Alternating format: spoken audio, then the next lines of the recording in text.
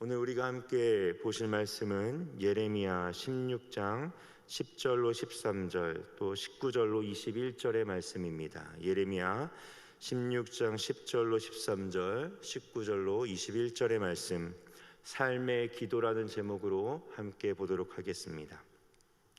교독하겠습니다. 내가 이 모든 말로 백성에게 말할 때 그들이 내게 묻기를 여호와께서 우리에게 이 모든 큰 재앙을 선포하심은 어찌 됨이며 우리의 죄악은 무엇이며 우리가 우리 하나님 여호와께 범한 죄는 무엇이냐 하거든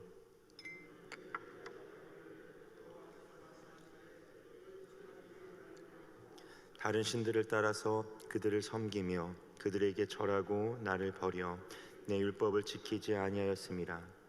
너희가 너희 조상들보다 더욱 악을 행하였도다. 보라, 너희가 각기 악한 마음의 완악함을 따라 행하고 나에게 순종하지 아니하였으므로 내가 너희를 이 땅에서 쫓아내어 너희와 너희 조상들이 알지 못하던 땅에 이르게 할 것이라. 너희가 거기서 주야로 다른 신들을 섬기리니 이는 내가 너희에게 은혜를 베풀지 아니함이라 하셨다 하라. 여호와 나의 힘, 나의 요새, 환난 날의 피난처이시며 민족들이 땅 끝에서 주께 이르러 말하기를 우리 조상들의 계승한 바는 허망하고 거짓되며 무익한 것뿐이라. 사람이 어찌 신 아닌 것에 자신의 신으로 삼겠나이까 하리이다. 함께 읽겠습니다. 여호와께서 이르시되 보라, 이번에 그들에게 내 손과 내 능력을 알려서 그들로 내 이름이 여호와인 줄 알게 하리라. 아멘.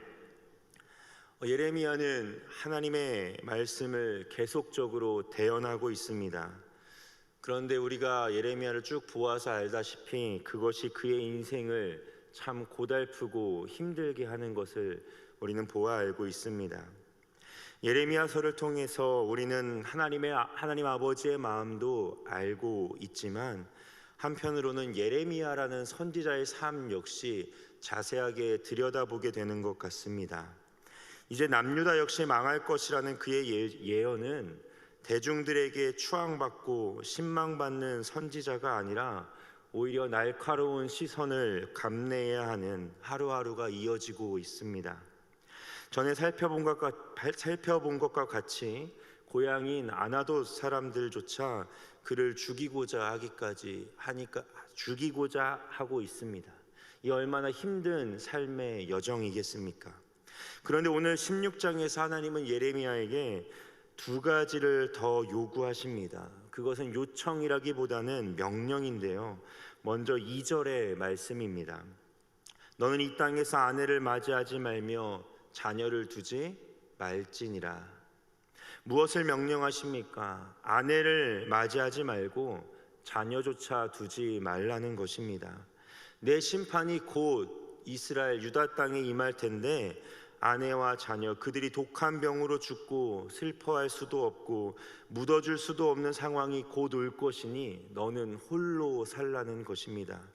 그러면서 하나님께서는 5절과 8절에서 두 번째 명령을 예레미야에게 하십니다. 함께 읽어보겠습니다. 여호와께서 이와 같이 말씀하시되 초상집에 들어가지 말라. 가서 통곡하지 말며 그들을 위하여 애곡하지 말라. 내가 이 백성에게서 나의 평강을 빼앗으며 인자와 사랑을 제함이라. 여호와의 말씀이니라. 8절의 말씀입니다. 너는 잔치집에 들어가서 그들과 함께 앉아 먹거나 마시지 말라. 초상집에 들어가지 말고 통곡하지도 말고 애곡하지도 말아라. 내가 그들의 평강을 빼앗을 것이며 인자와 사랑을 제할 것이다. 애곡하는 것이 통곡하는 것이 임하고 또 임하여져서 그럴 힘조차 그럴 모양조차 이제는 더 이상 보이지 않게끔 심판이 임할 것이라는 것입니다. 그러니 너는 초상집에 들어가지 말아라. 왜냐하면 온 유다가 초상집처럼 변할 것이기 때문입니다. 또한 잔치집에도 들어가지 말아라. 기뻐하는 소리와 즐거운 소리가 끊어질 것이라는 하나님의 엄한 심판에 너는 그에 맞게 행동하고 살아내라는 것입니다. 하나님은 왜 예레미야에게 이렇게 혹독하게 말씀하시는 것일까요? 하나님이 능력이 없으실까요? 이러한 환난 속에서 예레미야가 결혼하고 그의 가정을 지킬 능력이 하나님에게는 없으실까요? 아닙니다. 하나님은 이러한 상황 가운데서 그의 가정을 화목하게 지키실 수도 있고 그의 자녀를 풍성하게 하실 수도 있는 분임을 저는 믿습니다. 사랑하는 성도 여러분, 저는 예레미야를 읽으며 우리의 상황과 환경을 대입해 봅니다. 그리고 나는 어떤 기도를 하나님께 드리고 있었나 곰곰이 되짚어 보기 시작했습니다. 정말 죄송하지만 저는 저의 안위를 위하여 기도할 때가 참 많았던 것을 발견합니다. 나의 가정의 안전을 위해 기도했고 또 우리 교회가 코로나로부터 편안하기를 소망했습니다. 이 기도가 왜 죄송한 기도일까요? 하나님은 말씀을 준비하면서 저를 철저하게 내려놓게 하시고 치시기 시작했습니다. 하나님은 예레미야의 삶을 남유다의 제왕에서 별도로 제외시키지 않으셨습니다.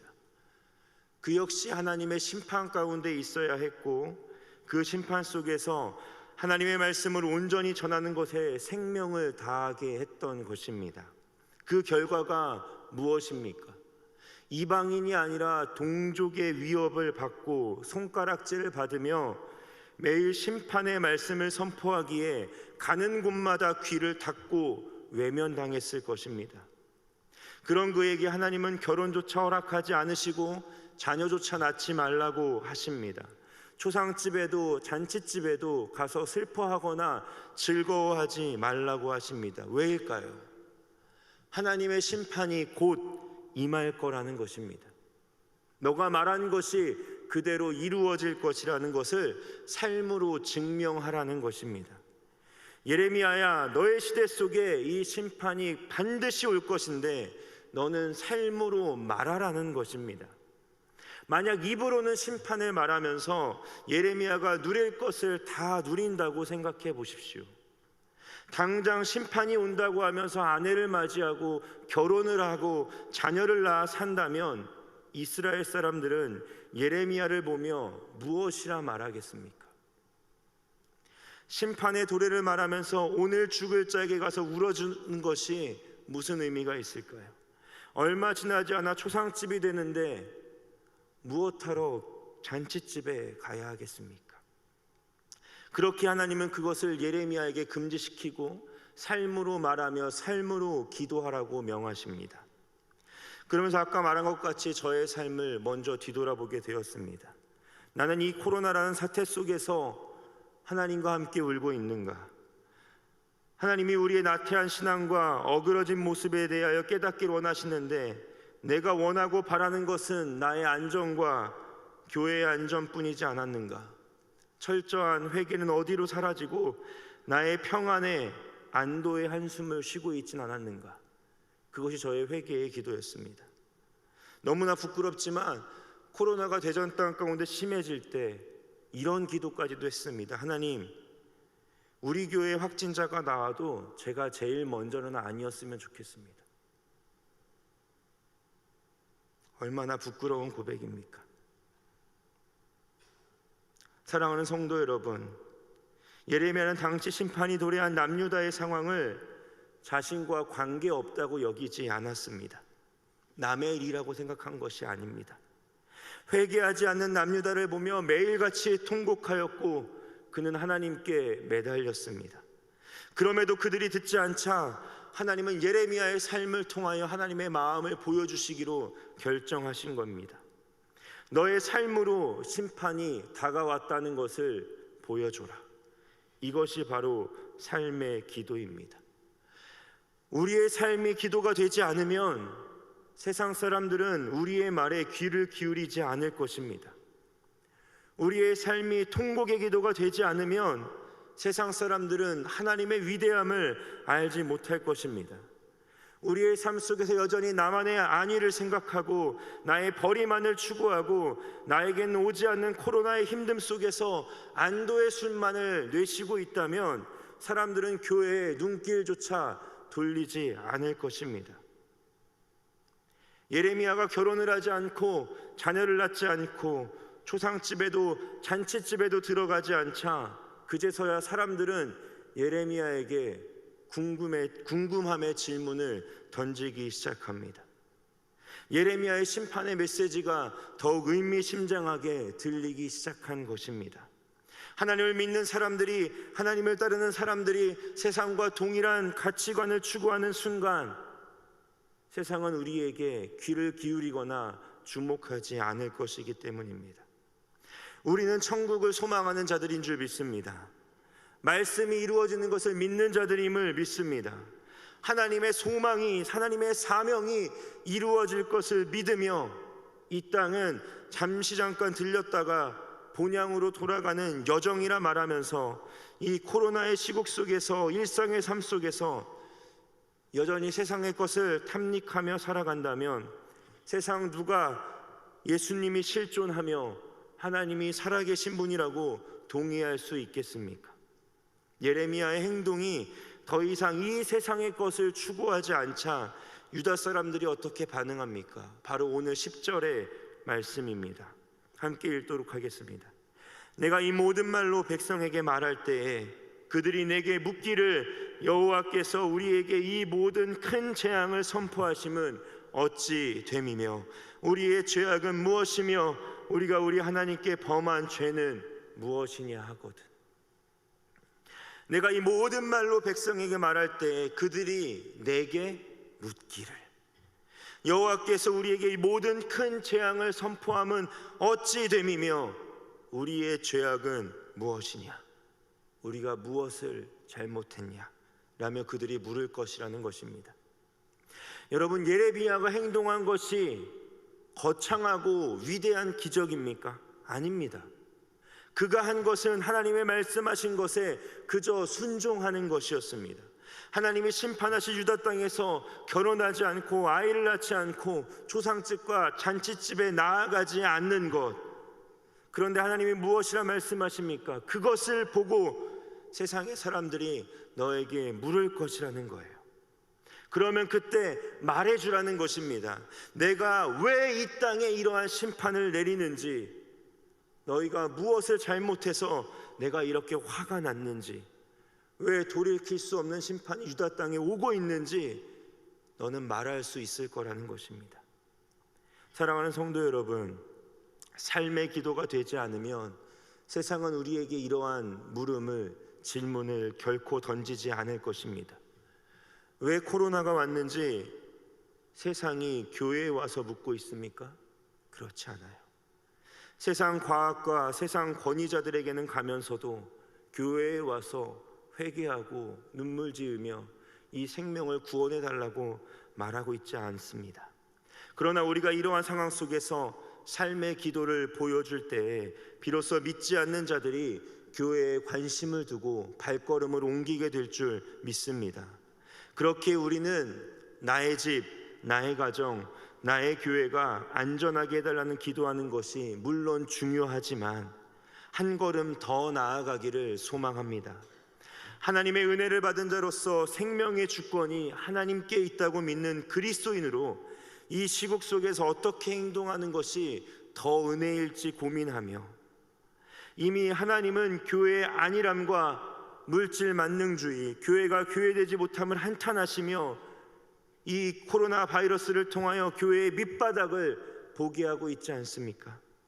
얼마나 사회 가운데 인정받고 있지 못하는지, 하나님의 영광을 우리 개개인이 얼마나 가리고 있었는지 말입니다. 하나님은 이 심판을 통해서 하나님은 과연 무엇을 하고 싶으신 것일까? 그것은 우리가 읽은 본문 19절로 21절의 말씀에 너무나 극명하게 나타나 있습니다. 함께 읽어보겠습니다. 여호와 나의 힘, 나의 요새, 환난 날에 피난처이시며 민족들이 땅 끝에서 주께 이르러 말하기를 우리 조상들은 계승한 바를 허망하고 거짓되고 무익한 것뿐이라. 사람이 어찌 신 아닌 것을 자신의 신으로 심겠나이까 하리이다. 여호와께서 이르시되 보라, 이번에 그들에게 내 손과 내 능력을 알려서 그들로 내 이름이 여호와인 줄 알리라. 아멘. 여호와는 나의 힘인 줄 믿습니다. 여호와는 나의 요새인 줄 믿습니다. 여호와는 나의 피난처이심을 믿습니다. 사람들이 신 아닌 것들로 자신의 신을 삼고자 하면 그것이 이 세상의 한계이지만 21절에 우리 주님이 말씀하십니다. 보라, 이번에 그들에게 내 손과 내 능력을 알려서 그들로 내 이름이 여호와인 줄 알게 하리라. 아멘. 하나님이 원하는 것은 무엇입니까? 내 손과 내 능력을 통하여 신 아닌 것들에 빠져 있는 너희들에게 내 이름이 여호와인 줄 알게 하리라. 저는 반드시 이렇게 될 줄 믿습니다. 저는 그래서 우리 교회가 참 좋습니다. 이러한 상황 속에서도 어려운 교우들을 돕는 손길을 그치지 아니하고 있고, 전사원금을 통해서 미자립 교회를 도우며 헌혈과 때로는 돈가스를 판매하는 행사를 통하여 이웃을 향한 사랑을 이 시국 가운데도 이어나가고 있지 않습니까?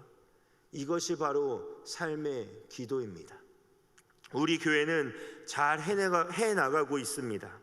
사랑하는 성도 여러분, 그렇기에 여러분의 삶의 기도가 우리 교회 안에서 힘있게 이어져 나가기를 간절히 소망합니다. 나의 가진 것은 하나님이 나에게 맡기신 것입니다. 그렇다면 하나님이 쓰고자 하는 곳에 헌신하시고 도우시며 내려놓기를 간절히 소망합니다. 그럴 때에 하나님은 우리를 통해 나타내시고 드러나실 줄 믿습니다. 마치 예레미야를 통하여 여호와의 이름이 그 어려운 시대 속에서 찬란히 드러나며 역사하셨던 것처럼 우리 교회가 삶의 기도를 통하여 하나님께 올려질 때에 만민이 하늘문교회를 통하여 하나님의 살아계심을 경험하게 될 줄 믿습니다. 보라, 이번에 그들에게 내 손과 내 능력을 알려서 그들로 내 이름이 여호와인 줄 알게 하리라. 이 말씀이 오늘 새벽에 붙잡고 기도해야 할 하나님의 말씀인 줄 믿습니다.